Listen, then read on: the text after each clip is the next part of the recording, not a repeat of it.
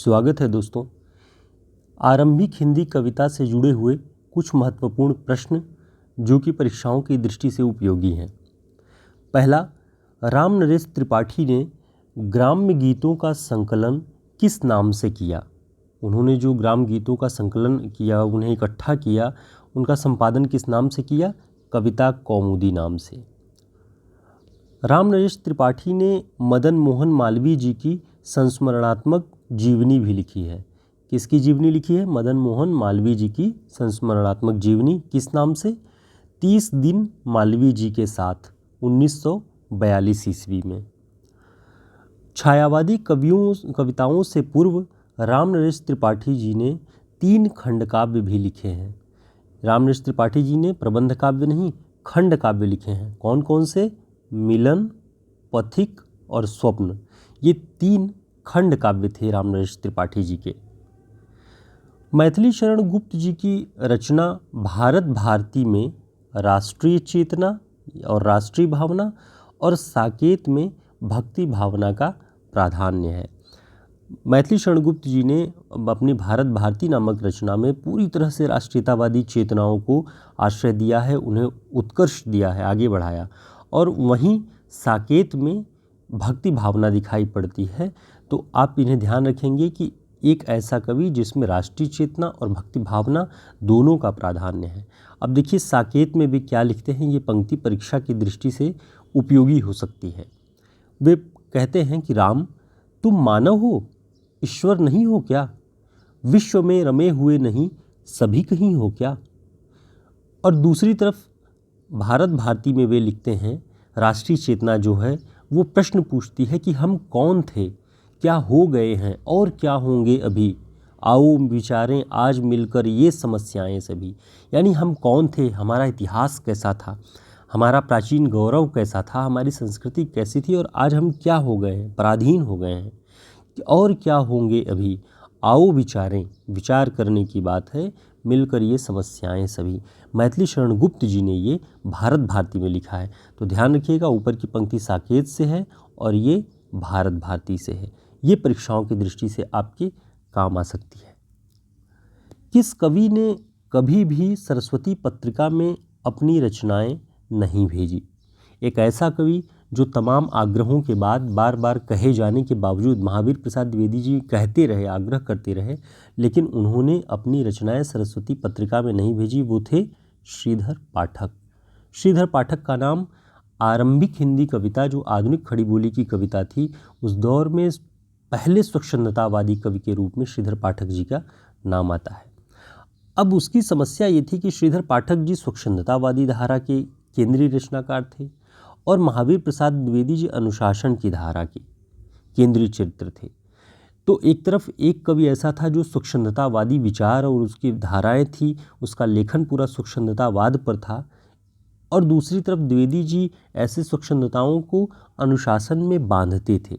अनुशासन, भाषा का अनुशासन, विचारों का अनुशासन, पूरी तरह से एक जो वो सरस्वती पत्रिका का संपादन कर रहे थे, तो वो भाषा में अनुशासन ही, व्यवस्था ही पैदा कर रहे थे।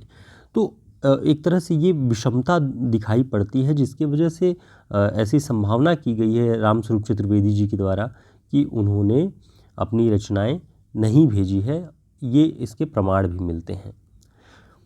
ब्रजभाषा के किस कवि में भक्ति और रीति के संस्कार दिखाई पड़ते हैं? ऊपर हमने देखा कि मैथिली शरण गुप्त जी में राष्ट्रीय चेतना और भक्ति का संस्कार था, और एक और पॉइंट है कि ब्रजभाषा का ऐसा कौन कवि था आधुनिक हिंदी कविता में जिसमें भक्ति और रीति के संस्कार दिखाई पड़ते हैं? वो थे जगन्नाथ दास रत्नाकर।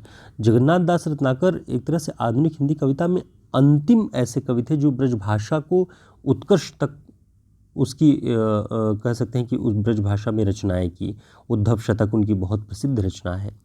तो उनमें भक्ति काल की ब्रजभाषा की जो कविता की धारा थी और रीति काल की जो कविता की धारा थी, दोनों का संयोग जगन्नाथ दास रत्नाकर में दिखाई पड़ता है। तो ये आप ध्यान रखिएगा। आगे है, द्विवेदी युगीन कविता धारा में राष्ट्रीय चेतना के वाहक रचनाकार कौन कौन थे? तो नाम याद रखिएगा। ज़रूरी भी होता है कि द्विवेदी युग में आरंभिक हिंदी कविता के दौर में खड़ी बोली के राष्ट्रीय चेतना के वाहक कौन कौन थे? माखनलाल चतुर्वेदी जी थे, बालकृष्ण शर्मा नवीन जी थे, सुभद्रा कुमारी चौहान जी थी और रामधारी सिंह दिनकर। आगे चल के रामधारी सिंह दिनकर बड़े नाम हुए राष्ट्रीय चेतना के कवियों में। तो ये नाम बालकृष्ण शर्मा नवीन जी का भी ध्यान रखिएगा, बाकी सबको आप लगभग जानते ही हैं।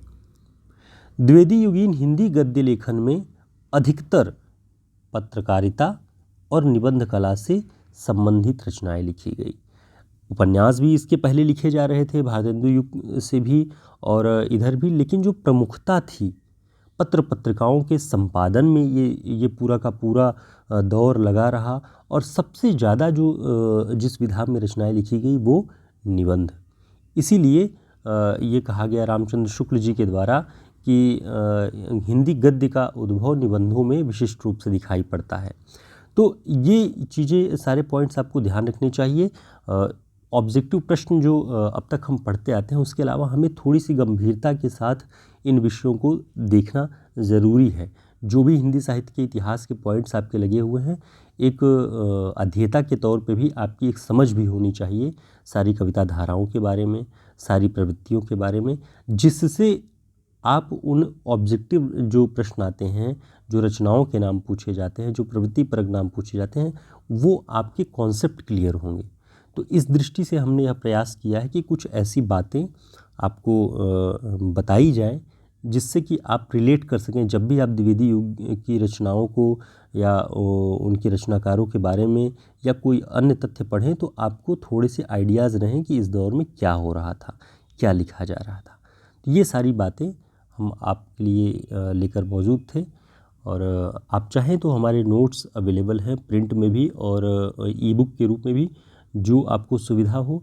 अब तक हमारी जितनी भी क्लासेस हैं उन सब का कलेक्शन एक बुक की तरह पूरा किया गया है, जिसमें उपन्यास, कहानी, प्रमुख नाटकों की व्याख्याएं जो कि परीक्षाओं में लगी हुई है, लगभग सारे शिक्षक भर्ती परीक्षा में पूछे जाते हैं, उन सभी का व्याख्यात्मक हल और उनसे बनने वाले परीक्षाओं के प्रश्न, सारी चीज़ें उसमें हैं। साथ ही साथ वन लाइनर क्वेश्चंस सबसे ज़्यादा रखे गए हैं ताकि आपको रिवीजन में आसानी हो सके। तो मिलते हैं एक नए वीडियो के साथ, तब तक के लिए नमस्कार, शुभकामनाएं।